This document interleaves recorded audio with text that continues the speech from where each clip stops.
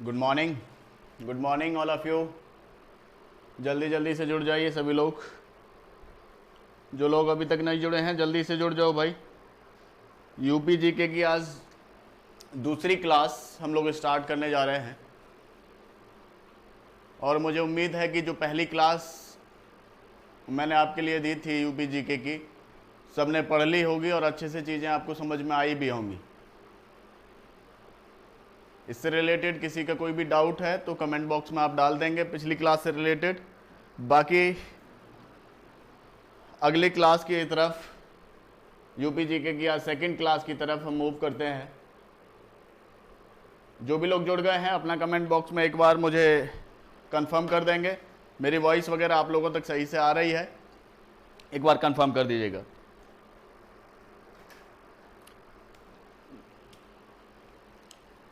जो भी लोग जुड़ते जा रहे हैं कमेंट बॉक्स में एक बार कंफर्म करते जाओ।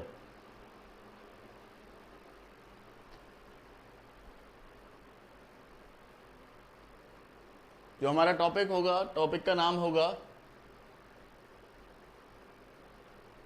उत्तर प्रदेश का भौतिक विभाजन। उत्तर प्रदेश का भौतिक विभाजन आज हम इस क्लास में कंप्लीट करेंगे। उत्तर प्रदेश का भौतिक विभाजन। देखो भाई, physical division of Uttar Pradesh, topic का नाम होगा physical division of UP, Uttar Pradesh का भौतिक विभाजन। ठीक है, उत्तर प्रदेश का भौतिक विभाजन।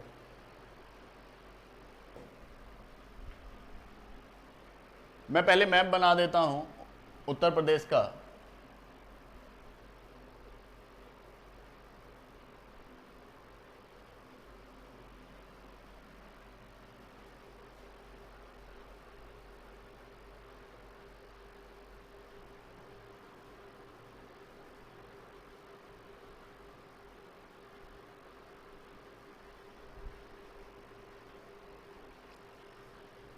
इस तरीके से आप देखते हैं उत्तर प्रदेश का जो मैप है वो कुछ इस तरीके से आपको दिखता है।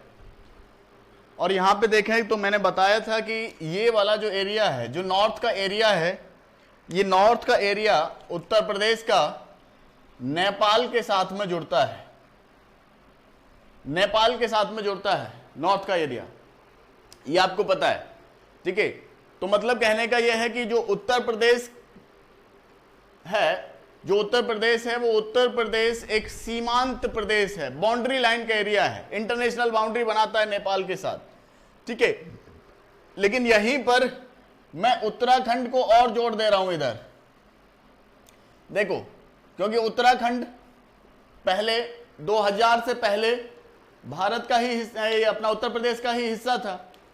ठीक है ना, तो उत्तराखंड को मैं अगर जोड़ दूं तो आप देख रहे हैं कि ये उत्तराखंड वाला जो एरिया है चाइना के तिब्बत से जुड़ता है, चाइना के तिब्बत से जुड़ता है।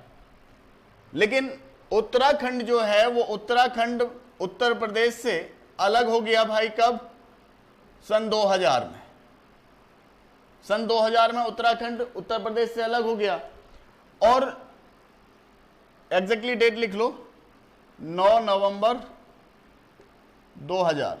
9 नवंबर 2000 को उत्तर प्रदेश से अलग होकर के उत्तराखंड बनता है, जो कि भारत का 27वां स्टेट बनता है, 27वां स्टेट ऑफ इंडिया। ठीक है, तो मैं पहले बात करूंगा कि जब उत्तराखंड इसमें मिला हुआ, 2000 से पहले की बात करते हैं। 2000 से पहले जो है वो पूरे उत्तर प्रदेश का जो भौतिक विभाजन था वो 3 भागों में बटा हुआ था। मैं लिख दे रहा हूं इधर 2000 से पहले। अगर 2000 से पहले की हम बात करें तो उत्तर प्रदेश का जो विभाजन था वो 3 भागों में बटा हुआ था। एक तो माउंटेन एरिया, पर्वतीय क्षेत्र, माउंटेन एरिया, पर्वतीय क्षेत्र।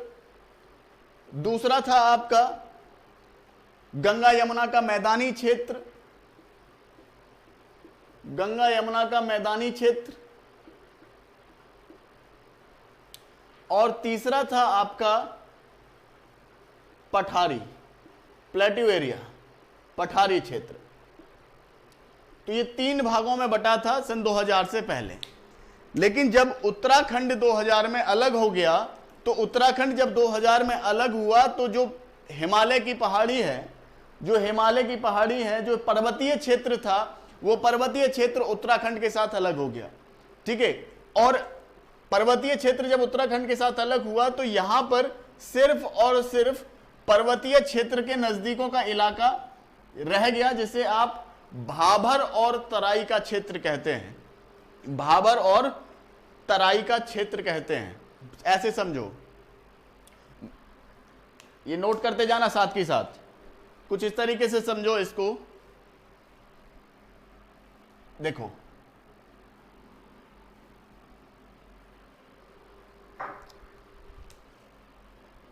इधर आपका ये पूरा इधर हिमालय का एरिया,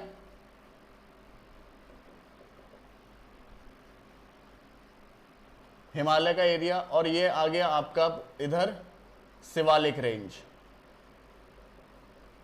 शिवालिक रेंज। ठीक है ना।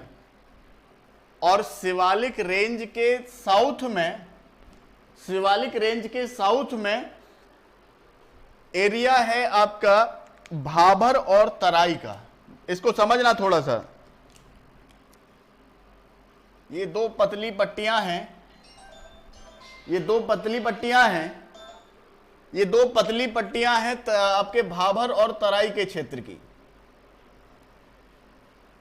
इधर आके ये पतला हो जाता है। भाबर और भाबर क्षेत्र, भाबर एरिया, और आपका दूसरा है तराई क्षेत्र, तराई का एरिया है क्या, ये समझ लो। है क्या, तो ये समझ लो।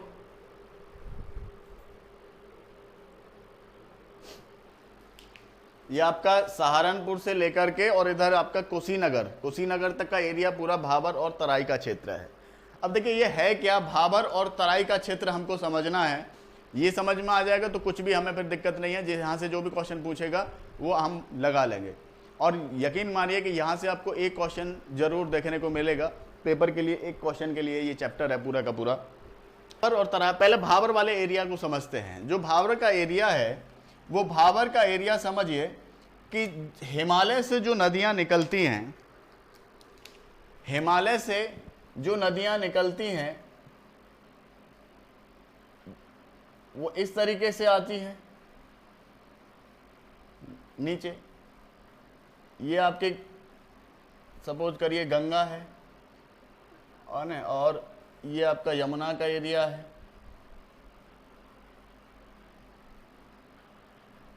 और ये इसकी सहायक नदियां हैं। तो जब नदियां पहाड़ी क्षेत्रों से मैदानी क्षेत्रों की तरफ बह करके आती हैं, ऊंचले एरियाओं से निचले एरियाओं की तरफ बह करके आती हैं, तो वो अपने साथ बड़े बड़े पत्थरों को बहा करके लेकर के आती हैं, बड़े बड़े पत्थरों को बहा करके लेकर के आती हैं। और जो वो पत्थर है, वो पत्थर आपके इस भाबर के एरिया में जमा हो जाते हैं। वो बड़े बड़े जो पत्थर हैं, जो बजरी है, वो आपके इस भाबर के एरिया में जमा हो जाती है। ठीक है। तो जिसके चलते यहाँ पर नदियां आपको विलुप्त सी दिखाई देती हैं, जिसके चलते यहाँ पर नदियां आपको विलुप्त सी दिखाई देती हैं। लेकिन जैसे ही आप तराई के एरिया की तरफ आओगे, तो यहाँ पर नदियां ऊपर उठाती हैं। क्यों? क्योंकि यहाँ का जो सेडिमेंट्स हैं, यहाँ के जो अवसाद हैं, वो आपके बारीक बालू की तरह होते हैं, महीन कणों के रूप में होते हैं, जिसके चलते यहां पर नदियां आपको फिर से दिखने लग जाती हैं। यहां पर नदियां आपको फिर से दिखाई देने लग जाती हैं। तो ये जो एरिया है ये आपका मार्सी एरिया होता है, ठीक है ना। मार्सी लैंड यहां का होता है, दलदली जमीन यहां की होती है, ठीक है ना, दलदली जमीन यहां पर होती है। तो आप देखिए जब यहां पे कंकड़ पत्थर हैं, यहां पे जो कंकड़ पत्थर हैं मोटे मोटे, और नदियां भी यहां पर आपको विलुप्त सी दिखाई दे रही हैं, तो आपको क्या लगता है कि ये जमीन क्या फर्टाइल होगी? क्या ये जमीन उपजाऊ होगी? क्या ये जमीन उपजाऊ होगी? जल्दी बताओ। तो जाहिर सी बात है कि ये जमीन आपकी उपजाऊ नहीं होगी। ये जमीन आपकी उपजाऊ नहीं होगी।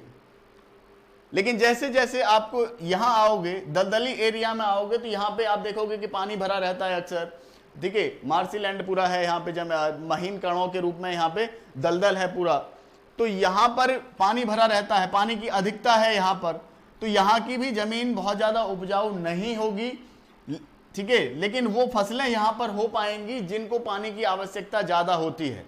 जिनको पानी की आवश्यकता ज़्यादा होती है वो फसलें आप यहाँ पर कर पाओगे, वो फसलों को आप यहाँ पर उगा पाओगे, जिनमें कि यहाँ पर गन्ना और धान की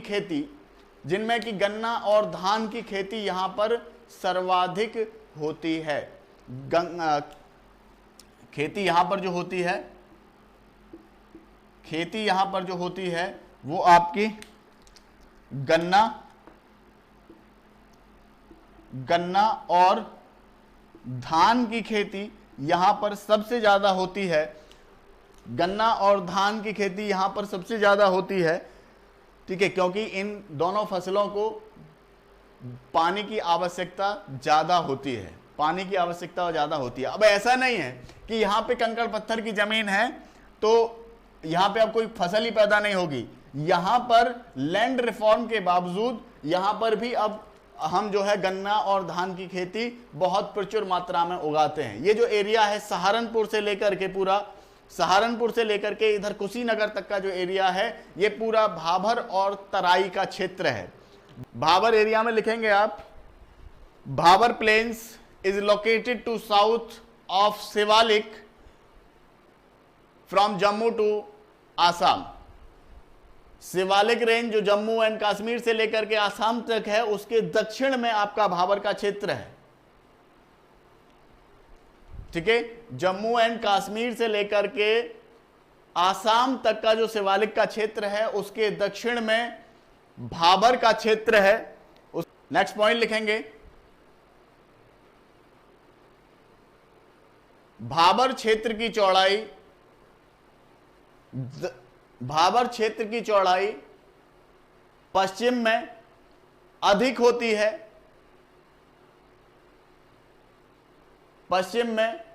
होती है और पूर्व की तरफ आते आते वो घट जाती है। इसकी जो चौड़ाई है यहां पर भाबर और तराई के क्षेत्र की जो चौड़ाई है वो है आपका 34 किलोमीटर एरिया है यहां पर। और जैसे जैसे आप इधर पूर्वी उत्तर प्रदेश की तरफ बढ़ोगे तो ये घटता जाएगा, ठीक है। नेक्स्ट पॉइंट लिखेंगे, Bhabar tract comprises of gravels and unassorted sediments deposits.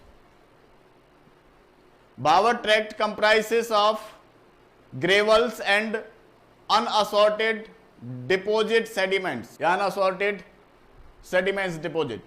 मतलब कहने का कि जो भाबर का क्षेत्र है वो भाबर का क्षेत्र मोटे मोटे कंकड़ पत्थरों के जमा होने से और अमिश्रित अवसाद के जमा होने से तैयार होता है। और यहाँ की जमीन उपजाऊ है, यहाँ की जमीन फर्टाइल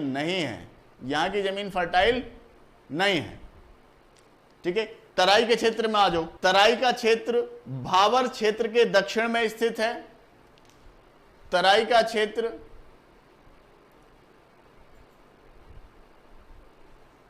क्षेत्र भाबर क्षेत्र के दक्षिण में स्थित है। यहां की जमीन नदियों के द्वारा बहाकर लाए गए महीन अवसादों से बनती है, जो कि दलदली होती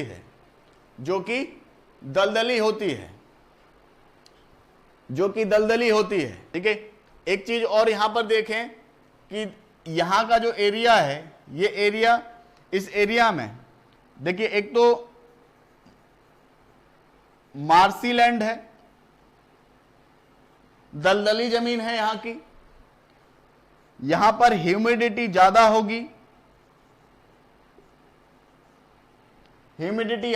होगी, और इसके साथ साथ यहां पर रेनफॉल भी ज्यादा होगा।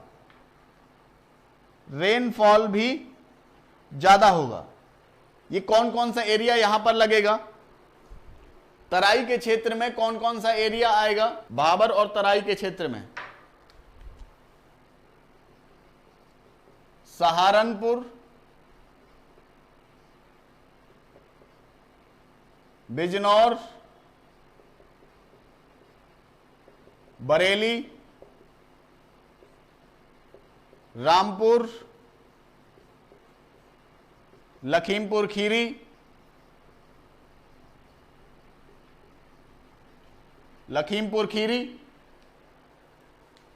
बहराइच,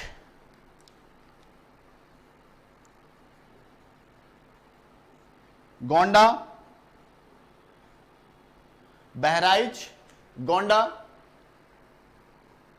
और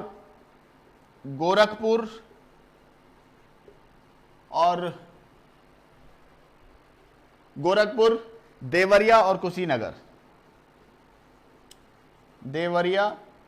कुशीनगर।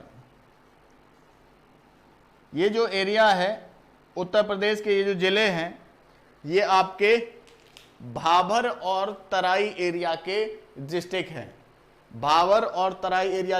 इधर लिख लेना, सहारनपुर, बिजनौर, बरेली, रामपुर, लखीमपुर खीरी, बहराइच, गोंडा, गोरखपुर, देवरिया, कुशीनगर। नोट कर लो फटाफट। यहां से आगे देखेंगे, इससे अगला जो क्षेत्र है, हो गया सबका? हो गया। आगे देखो,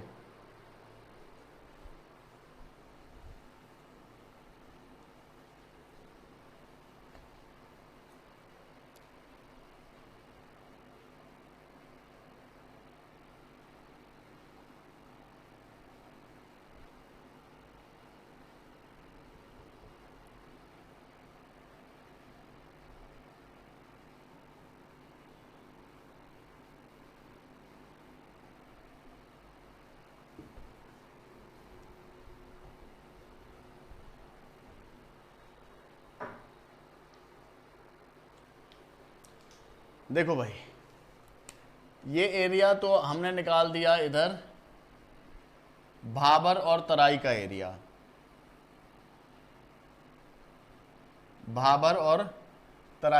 इसको मैं ऐसे ड्रॉ कर देता हूं।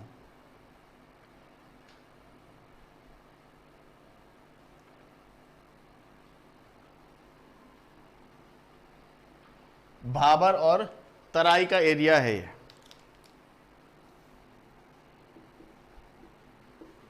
भाबर और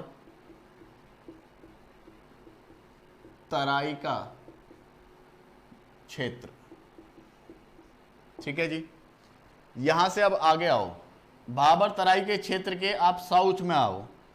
अब ये जो एरिया है, ये आपका गंगा यमुना का मैदानी भाग है। गंगा यमुना का मैदानी भाग है। गंगा यमुना का ये वाला जो भाग है, ये मैदानी भाग है।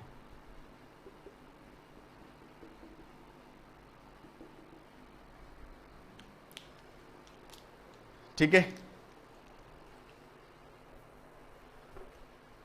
एक बार फिर से मैं यहां पर गंगा यमुना का एक बार बना दे रहा हूं। गंगा यमुना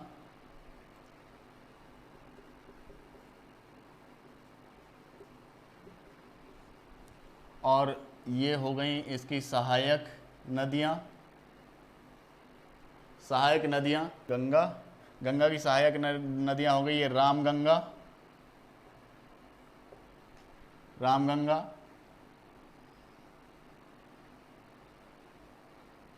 शारदा, ताप्ती,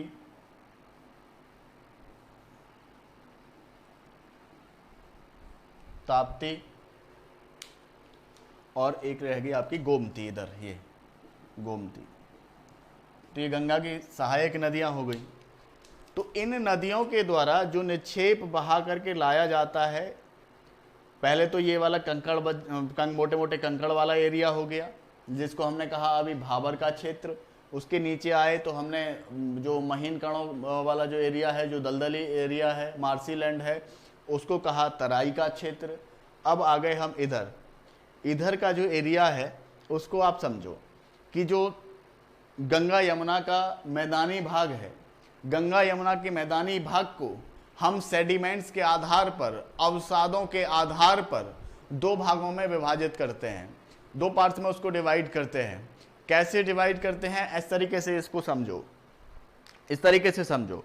देखो, सपोज करिए कि ये आपकी कोई रिवर है, ये आपकी कोई रिवर है,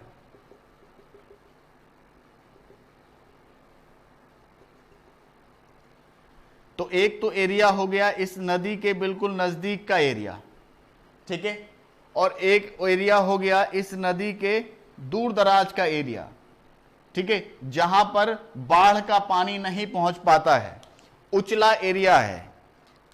ये नदी के दूर का क्षेत्र,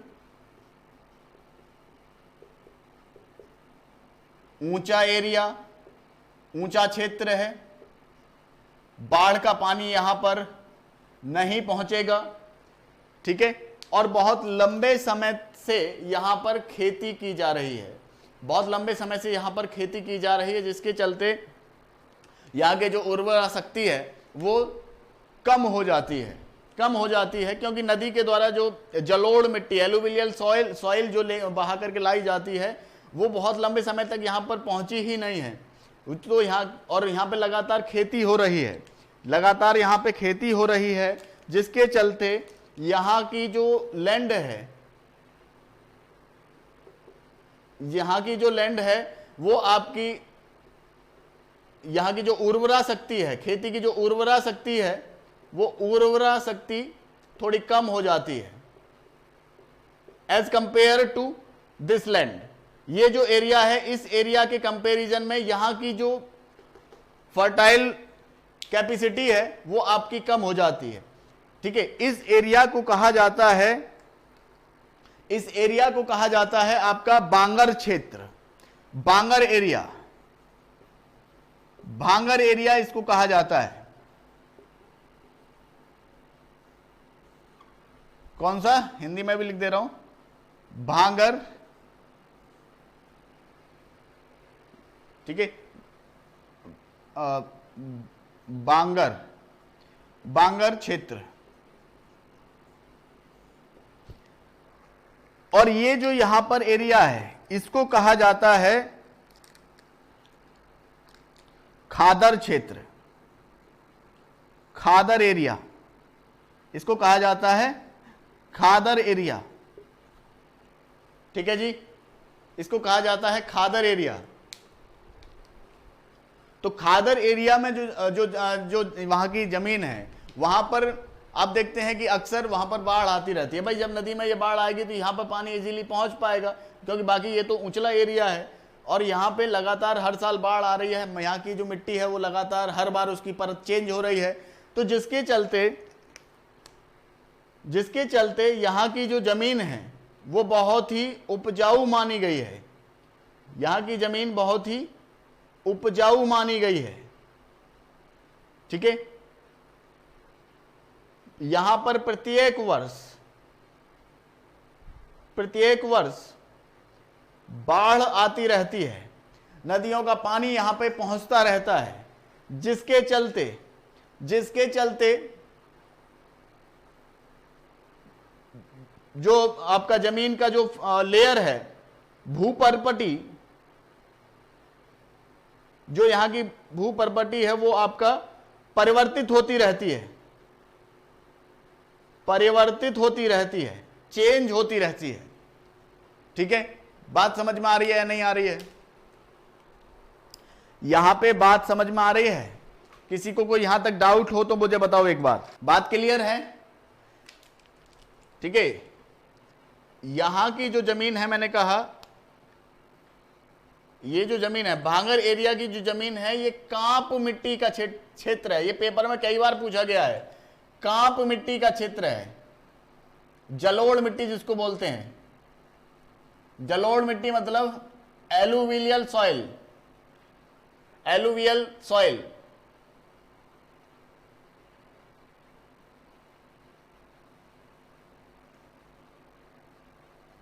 ये पेपर ऐसे ही आपसे पूछ लेता है कि एलुवियल सॉइल एरिया किसको कहा जाता है। तो ये भाई आपको पता चल गया भांगर का एरिया है, क्योंकि यहां पर जो यहां की भी मिट्टी जो है एलुवियल सॉइल होगी, जलोढ़ मिट्टी होगी, लेकिन वो हर साल परिवर्तित हो रही है। वो हर साल यहां पे बाढ़ आने के चलते खादर के एरिया में बहुत ज्यादा परिवर्तित हो रही है। ठीक है, और यहाँ की जमीन जो है बहुत ही फर्टाइल होती है, क्योंकि यहाँ पे जो खनिज हैं वो हर साल परिवर्तित हो रहे हैं। जमीन को पर्याप्त मात्रा में यहाँ पे खनिज बाढ़ आने के चलते मिलते रहते हैं। ठीक है, तो नोट कर लो यहाँ पे फटाफट से। और दोआब का जो एरिया होता है वो भी समझ लो। गंगा यमुना का दोआब कई जगह पर लिखा हुआ मिल जाएगा। जैसे सपोज करिए ये एक रिवर है, गंगा हो गई, सपोज करो ये आपका यमुना हो गई, तो इन दोनों के बीच का जो ये क्षेत्र है इसको कहा जाता है दोआब एरिया। इसको कहा जाता है दोआब एरिया। ठीक है, और इन नदियों के कुछ दूरी तक का जो एरिया है वो आपका होगा खादर एरिया, और जो दूर का उचला क्षेत्र होगा उसको कहेंगे आप क्या? उसको कहेंगे आप बांगर एरिया, बांगर क्षेत्र। और ये आपका खादर का एरिया, खादर क्षेत्र। बात क्लियर हुई या नहीं हुई? बात यहां तक क्लियर है या नहीं है? हो गया। चलो तो आगे तीसरा जो क्षेत्र है इसको समझते हैं। और तीसरा क्षेत्र है प्लेट्यू एरिया, पठारी क्षेत्र।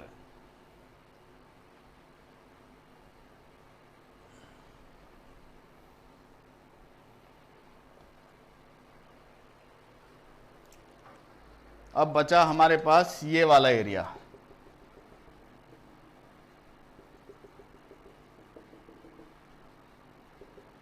इसको कहते हैं हम पठारी क्षेत्र।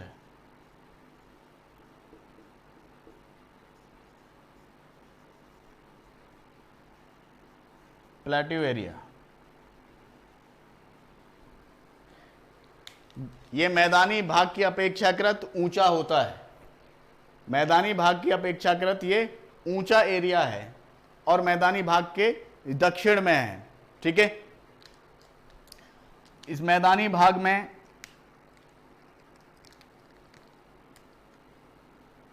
जो नदियां हैं, इस मैदानी भाग में जो नदियां हैं वो आपकी यमुना की सहायक नदी, यमुना की सहायक नदी, चंबल,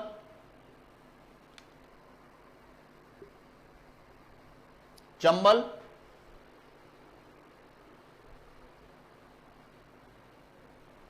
इधर से बेतवा, बेतवा, गंगा की सहायक नदियों में, गंगा की सहायक नदियों में केन और सोन। तो पठारी क्षेत्र की नदियां अगर आपसे पूछ ले, उत्तर प्रदेश के पठारी क्षेत्र में जो नदियां हैं उन्हें अगर पूछ ले तो चंबल, बेतवा, केन और सोन, ठीक है ना। उचला एरिया है, ऊंचला एरिया है यहाँ की जो है, मैदानी क्षेत्रों की अपेक्षाकृत ऊंचा एरिया है, ठीक है। और प्लेट्यू रीजन है, यहाँ पे पठारी क्षेत्र है, तो यहां पर वर्षा कम होती है, यहां पर वर्षा कम होती है, और वर्षा कम होती है। और दूसरा एक रीजन एक ये भी है कि ये जो रेंज है यहाँ पे, ये जो रेंज है ये आपका विंध्यन रेंज है, विंध्यन रेंज है, विंध्याचल पर्वत श्रृंखला है यहां पे, जो एमपी का एरिया है, ठीक है। ये भी विंध्यन रेंज का ही हिस्सा है, कैमूर पर्वत वाला एरिया है ये। तो यहां पर जो अब देखते हैं कि इस सब एरिया में, विंध्यन रेंज का जो एरिया है, इसमें लाल पत्थर बहुत मात्रा में पाए जाते हैं। लाल पत्थर यहां पर बहुत ही बड़ी मात्रा में पाए जाते हैं, और लाल पत्थर के अंदर चूने की अधिकता होती है, चूने की अधिकता होती है लाल पत्थर के अंदर। लाल बलुआ पत्थर जो होता है उसमें चूने की अधिकता होती है। तो भाई अब एक बात बताओ, यहाँ की मिट्टी भी आपको ज्यादातर लाल मिट्टी देखने को यहाँ पे मिलती है, यहाँ पे ज्यादातर लाल मिट्टी आपको देखने को मिलती है, यहाँ पे ज्यादातर आपको लाल मिट्टी देखने को मिलती है। अब एक बात बताओ कि लाल मिट्टी होने के चलते इसकी मिट्टी में चूने की मात्रा अधिक है, तो क्या यहाँ की जो जमीन है वो बहुत ज्यादा उपजाऊ होगी? तो मतलब कहने का कि यहाँ की जो जमीन है लेस फर्टाइल होगी, यहाँ की जमीन बहुत पैदावार वाली नहीं होगी, यहाँ की जमीन बहुत ज्यादा पैदावार वाली नहीं होगी, ठीक है। यहाँ की जमीन बहुत ज्यादा पैदावार वाली नहीं होगी। कौन कौन से एरिया इसमें लगेंगे? तो ललितपुर वाला एरिया, ये कौन कौन से एरिया यहाँ पे लगेंगे? तो देखिए, लिख लो यहां से, मैं इधर से लिखता हूं, ललितपुर से, ललितपुर, झांसी, ललितपुर, झांसी, जालौन, हमीरपुर, महोबा, हमीरपुर, महोबा, बांदा, चित्रकूट, चित्रकूट, इलाहाबाद और वाराणसी का चकिया तहसील, इधर लिख दे रहा हूं, वाराणसी की चकिया तहसील तक का जो एरिया है, इधर आ जाओ, वाराणसी का जो चकिया तहसील है, यहां तक का जो एरिया है, ये आपका पूरा पठारी एरिया है। यहां की जमीन कम उपजाऊ होती है, शुष्क खेती यहां पर की जाती है, शुष्क खेती यहां पर की जाती है, ठीक है। ये इस एरिया में शुष्क खेती होगी, और शुष्क खेती में यहां पर शुष्क खेती यहां पर होगी, और शुष्क खेती में यहां पर चने की खेती, चने की खेती, सरसों, अरहर, ठीक है, और अन्य दलहनों को उगाने का काम यहां पर किया जाता है। ज्वार भी होगा यहाँ पे, ज्वार होगा, गेहूं भी उपजाया जाता है यहाँ पे। तो ये फसलें यहाँ पर मेनली की जाती हैं। तो पेपर आपसे ये पूछ लेता है कई बार कि भाई पठारी क्षेत्र में उत्तर प्रदेश का कौन सा जिला शामिल है या कौन सा नहीं है, कुछ ऑप्शन दे रखे होंगे, ठीक है। वहां की खेती के बारे में आपसे पूछ लेगा, यहाँ की मिट्टी जो है कैसी है, तो लाल मिट्टी है कि अधिकतर यहाँ पे पाई जाती है। दूसरा, इसी क्षेत्र को आप जो है, इसी जो पठारी क्षेत्र को बुंदेलखंड का पठार भी कहते हैं भाई, इसको आप बुंदेलखंड का पठार भी कहते हैं, बुंदेलखंड का पठार, ठीक है जी। तो ये पूरा का पूरा जो है फिजिकल डिवीजन था उत्तर प्रदेश का, ये पूरा फिजिकल डिवीजन था उत्तर प्रदेश का। किसी को यहां पर अब कोई डाउट हो, कोई कंफ्यूजन हो तो वो बताओ, किसी को कोई डाउट हो, कोई कंफ्यूजन है तो वो बताओ।